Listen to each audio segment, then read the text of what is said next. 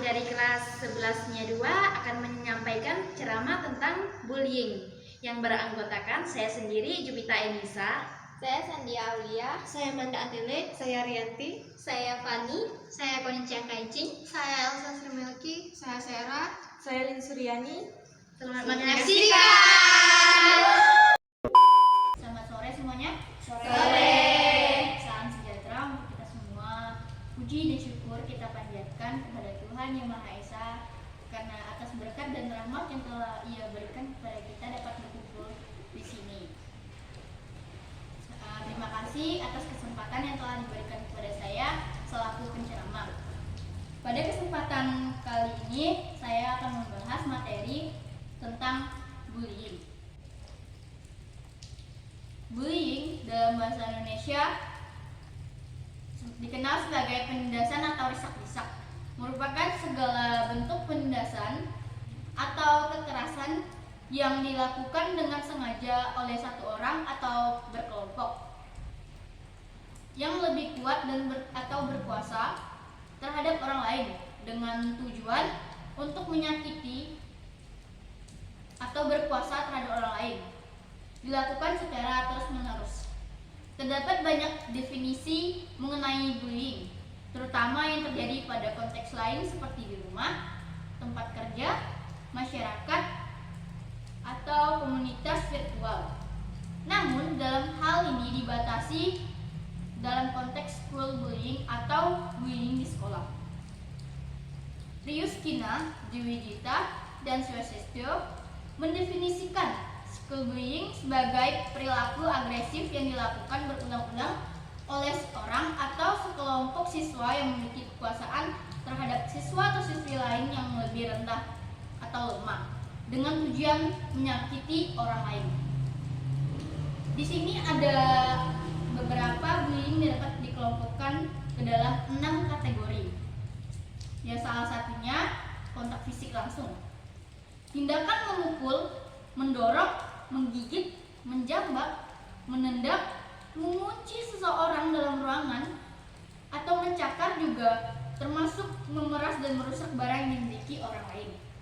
Yang kedua, kontak verbal. Tindakan mengancam, mempermalukan, memperendah, mengganggu, memberi panggilan nama, sarkasme, merendahkan, atau mencela, mengejek, mengintimidasi, memaki, menyebarkan gosip. Yang ketiga, perilaku non-verbal langsung. Tindakan melihat dengan sinis, menjulurkan lidah, menampilkan ekspresi muka yang merendahkan, atau mengejek, mengancam. Biasanya disertai oleh bullying fisik atau verbal. Perilaku non-verbal, tidak langsung. Tindakan mendiamkan seseorang, memanipulasi persahabatan sehingga tindak menjadi retak, sengaja mengucilkan atau mengabaikan, mengirimkan surat kaleng.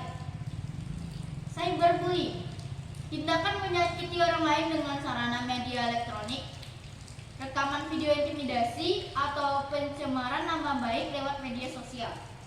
Dan yang terakhir, pelecehan seksual. Kadang tindakan pelecehan dikategorikan perilaku agresif fisik atau verbal. Ada beberapa dampak bullying. Dampak bullying dapat mengancam setiap pihak yang terlibat, baik anak-anak yang dibully, anak-anak yang membuli, anak-anak yang menyaksikan bullying, bahkan sekolah dengan isu bullying secara keseluruhan.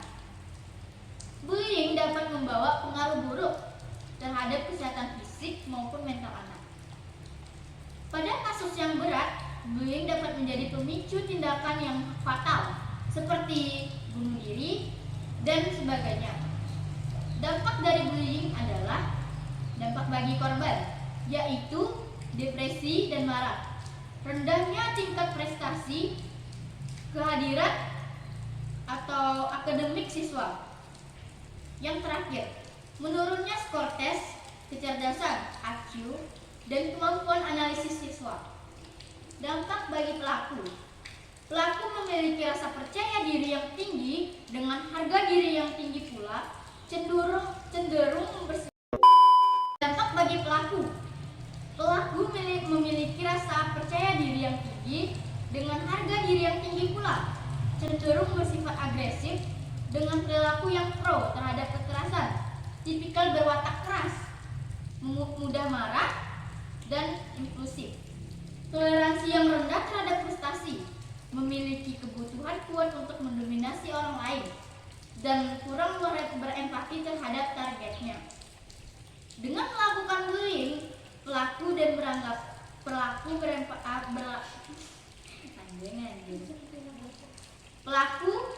akan beranggapan bahwa mereka memiliki kekuasaan terhadap keadaan. Jika dibiarkan terus-menerus tanpa intervensi, perilaku bullying ini dapat menyebabkan terbentuknya perilaku lain berupa kekerasan terhadap anak dan perilaku kriminal lainnya. Dampak bagi siswa lain yang menyaksikan bullying. Jika bullying dibiarkan tanpa ada tindak lanjut, maka siswa yang lain menjadi penonton dapat berasumsi bahwa bullying adalah perilaku yang diterima secara sosial. Dalam kondisi ini, beberapa siswa mungkin akan bergabung dengan penindas karena takut menjadi sasaran berikutnya. Dan beberapa lainnya mungkin hanya bisa diam tanpa melakukan apapun. Dan paling parah, mereka merasa tidak perlu menghentikannya. Permasalahan bullying. Pertama, anak yang memiliki kontrol diri yang rendah berpotensi menjadi pembuli. Karena sebelum menjadi korban kekerasan dan menganggap dirinya selalu terancam, dan biasanya bertindak menyerang sebelum diserang.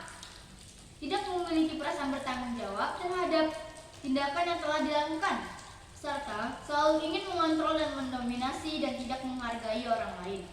Mereka melakukan bullying sebagai bentuk balas dendam. Korban bully berkaitan dengan ketidakmampuan atau kekurangan korban dari aspek fisik, psikologi, sehingga merasa dikucilkan. Yang kedua, keluarga permisif terhadap perilaku kekerasan yang ditunjukkan dengan orang tua yang sering bertengkar dan melakukan tindakan yang agresif, serta tidak mampu memberikan pengasuhan yang baik. Yang ketiga, teman sebaya yang menjadi supporter atau penonton yang secara tidak langsung membantu pembuli memperoleh dukungan kuasa dan popularitas atau status. 4. Sekolah, lingkungan sekolah dan kebijakan sekolah mempengaruhi aktivitas, tingkah laku, serta interaksi pelajar di sekolah. Rasa aman dan dihargai mereka dasar pencapaian akademik yang tinggi di sekolah. Jika hal ini tidak dipenuhi, maka pelajar akan bertindak mengontrol lingkungan dengan mudah dengan melakukan tindak laku dan sosial seperti melakukan bully. Manajemen dan pengawasan disiplin sekolah yang lemah juga mengakibatkan munculnya bullying di sekolah. Yang kelima, media massa sering menampilkan adegan kekerasan yang juga mempengaruhi tingkah laku kekerasan anak dan remaja. Baik, ada beberapa solusi mengatasi permasalahan bullying. Upaya yang harus dilakukan untuk mengatasi bullying meliputi program pencegahan dan penanganan menggunakan intervensi pemulihan sosial atau rehabilitasi. Pencegahan dilakukan secara menyeluruh dan terpadu, dimulai dari anak, keluarga, sekolah, dan masyarakat. Anak mampu mendeteksi secara dini kemungkinan terjadinya bullying.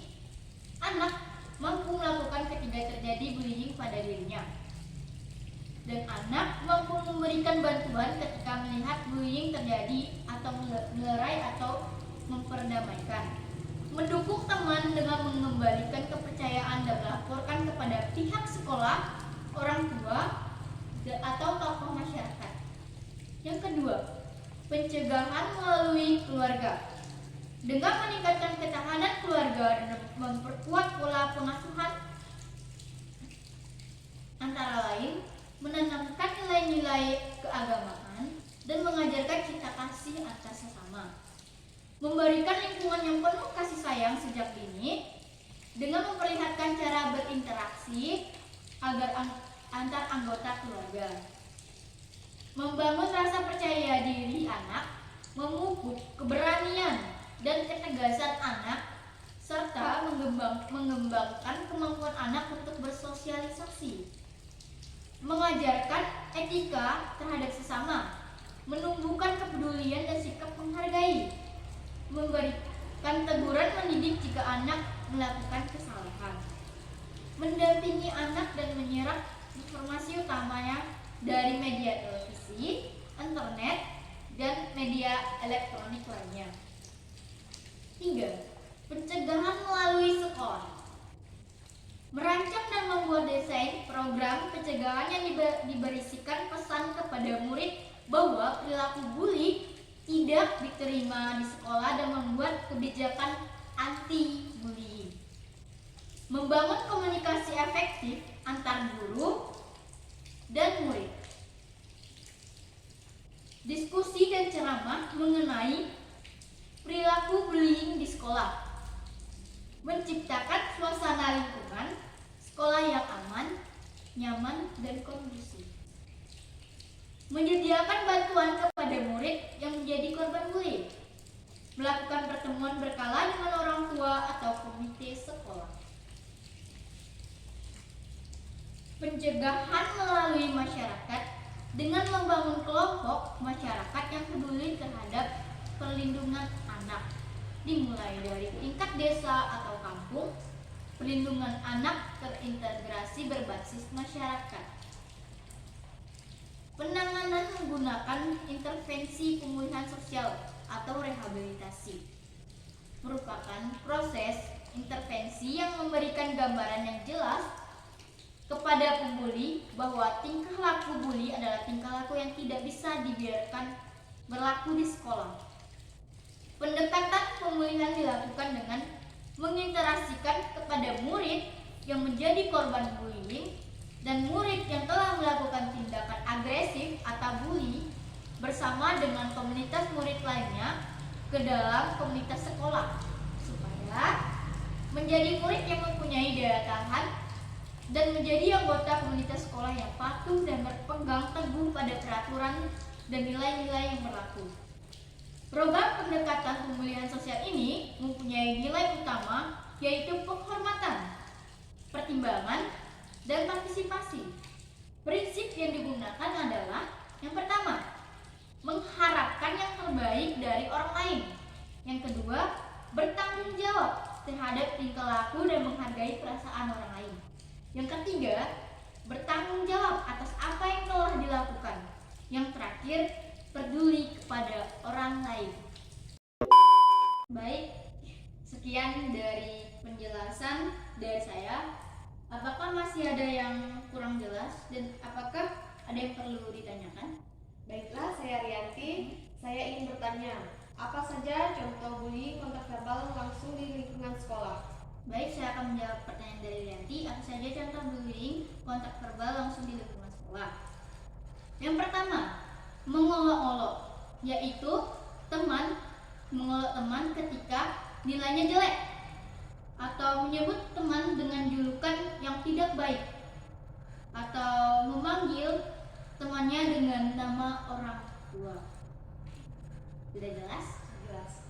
Baik, ada yang ingin ditanyakan lagi? Baik, Kak Sera ingin bertanya, apa penyebab bullying? Baik, saya akan menjawab pertanyaan dari Sera. Yang apa saja penyebab dari bullying? Penyebab bullying bermacam-macam, mulai dari pengaruh pergaulan yang tidak baik hingga kurangnya empati terhadap sesama. Apakah sudah jelas? Sudah. Baik, ada yang ingin bertanya lagi? Saya Dipita ingin bertanya, bully berdampak buruk bagi orang yang dibully dan orang yang melakukan bully. Nah, pertanyaan saya, apa dampak itu bagi dampak bully bagi korban dan bagi pelaku korban yang perlu kita ketahui? Baik, saya akan menjawab pertanyaan dari Jupita.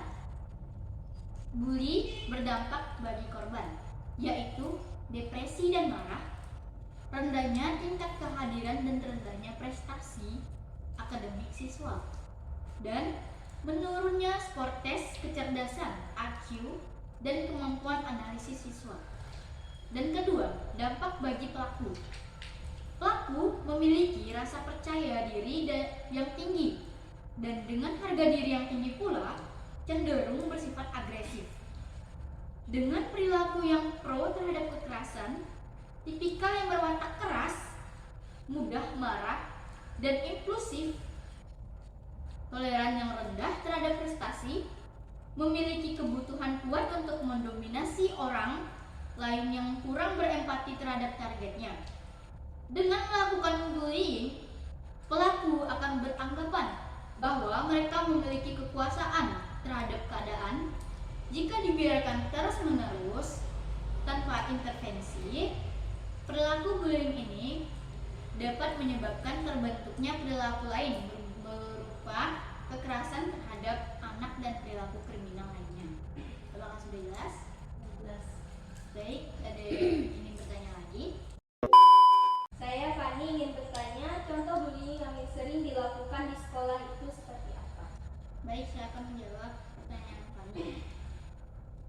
Bullying di sekolah dapat berupa tindakan mengancam siswa, mempermalukan siswa, mengganggu siswa, memberi nama panggilan siswa yang tidak baik, merendahkan siswa, intimidasi, memaki, dan menyebarkan gosip buruk tentang siswa. Apakah sudah jelas? Baik, ada yang ingin bertanya lagi? Baiklah, saya Sandia ingin bertanya, apa saja pengaruh buruk bullying terhadap perilaku non-verbal tidak langsung? Baik, saya akan menjawab pertanyaan dari Sandia. Perilaku bullying non-verbal tidak langsung. Tindakan mendiamkan seseorang, memanipulasi persahabatan sehingga menjadi retak, sengaja memunculkan atau mengabaikan, mengirimkan surat kaleng yang tidak baik. Apakah sudah jelas? Baik, ada yang ingin bertanya lagi? Baik, Sananda ingin bertanya, apa sebenarnya yang memotivasi pelaku bullying sehingga melakukan tindakan bullying? Baik, saya akan menjawab pertanyaan dari Amanda. Apa motivasi pelaku bullying? Menurut bullying atau perundungan muncul dari orang-orang dengan kepercayaan diri yang rendah atau minder. Julius menyebutkan bahwa motivasi orang membuli orang lain adalah untuk mendapatkan kekuasaan atau kekuatan.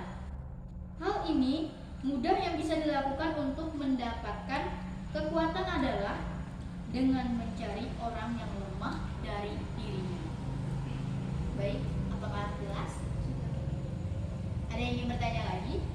Baiklah, saya Lin Suryani ingin bertanya, apakah bullying berpengaruh buruk terhadap mental atau maupun fisik? Bagaimana cara mengatasinya? Baik, saya akan menjawab pertanyaan dari Lin.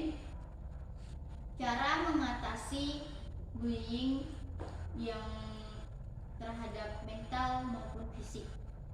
Yang pertama, mengajak anak untuk konseling dengan psikolog. Yang kedua, memberikan dukungan penuh pada anak. Mengajarkan anak agar mampu membela dirinya sendiri. Mendengarkan anak bercerita mengenai perasaannya. Dan mengajak anak untuk melakukan hal-hal yang disukainya. Apakah sudah jelas? Baik, ada yang bertanya lagi? Baiklah, nama saya Sasri Melki, saya ingin bertanya, bagaimana cara mengatasi perundungan atau perundungan di sekolah? Baik, saya akan menjawab pertanyaan dari Elsa. Pencegahan melalui di sekolah.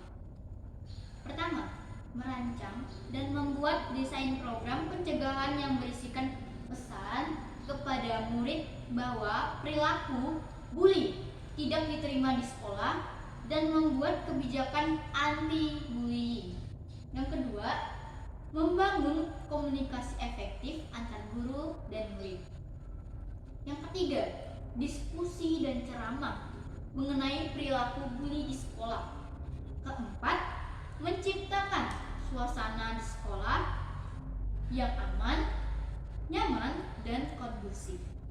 Yang kelima, menyediakan bantuan kepada murid yang menjadi korban bully. Yang terakhir, melakukan pertemuan berkala dengan orang tua atau komite sekolah. Sudah jelas? Baik, kelas. Ada yang ingin ditanyakan lagi? Jika tidak ada, selanjutnya ulang. Baiklah, ada yang ingin ditanyakan lagi? Tidak. Baik, kesimpulan dalam materi bullying pada hari ini adalah bullying merupakan segala bentuk penindasan atau kekerasan yang dilakukan dengan sengaja oleh satu orang atau sekelompok orang yang lebih kuat dan berkuasa terhadap orang lain dengan tujuan untuk menyakiti dan dilakukan secara terus-menerus, di mana penyebab bullying bermacam-macam, mulai dari pengaruh pergaulan yang tidak baik hingga kurangnya empati terhadap sesama. Dampak bullying dapat mengancam setiap pihak yang terlibat, baik anak-anak yang dibully, anak-anak yang membuli, anak-anak yang menyaksikan bully. Bahkan sekolah dengan isu bullying secara keseluruhan dan dapat membawa pengaruh buruk terhadap kesehatan fisik maupun mental. Adapun cara untuk mengatasi bullying di sekolah yang kita ketahui adalah membangun komunikasi efektif antar guru dan siswa, pencegahan melalui masyarakat, yaitu dengan membangun kelompok masyarakat yang peduli terhadap perlindungan anak dimulai dari tingkat desa atau kampung. Perlindungan anak terintegrasi berbasis masyarakat. Sekian ceramah yang dapat saya sampaikan mengenai bullying. Jika ada kesalahan dalam bertutur kata, saya mohon maaf dan saya ucapkan terima kasih. Akhir kata, saya ucapkan salam sejahtera untuk kita semua. Selamat sore. Bring it down, make it clap. I got 3 old thoughts, new block, bitches on my line, and you know